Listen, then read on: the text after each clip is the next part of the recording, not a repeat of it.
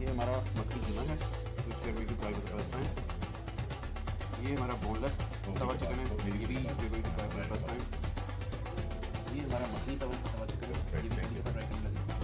और ये जो मोस्ट पॉपुलर